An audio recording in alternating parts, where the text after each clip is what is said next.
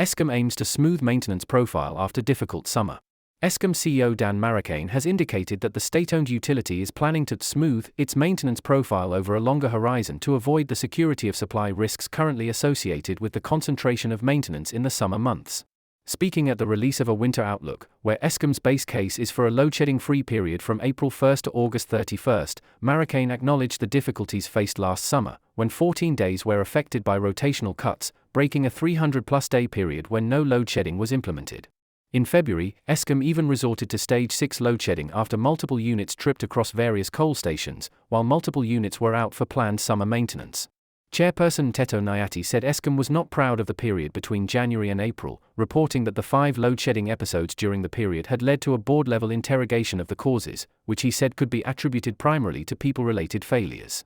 Nyati said remedial actions were being taken, particularly at the leadership level, to arrest the decline and consolidate a high-performance culture. Marokane said the introduction of additional capacity at Medupi and Kusile, together with the finalization in July of another extended outage at Coburg Unit 1 as part of additional actions required following its 20-year life extension approval, should provide Eskom with space to spread out maintenance in future.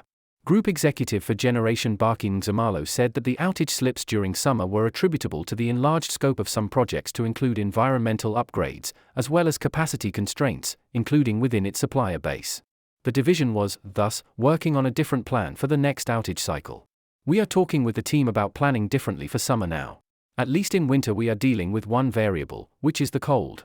Summer you are dealing with high planned maintenance and changing weather conditions, which makes it very difficult to recover once the units are off, Nxumalo said. The slippages, as well as the repair of the Kusile units that were using temporary stacks after a flue collapse, resulted in Eskom failing to achieving its 65% energy availability factor (EAF) target by the end of March.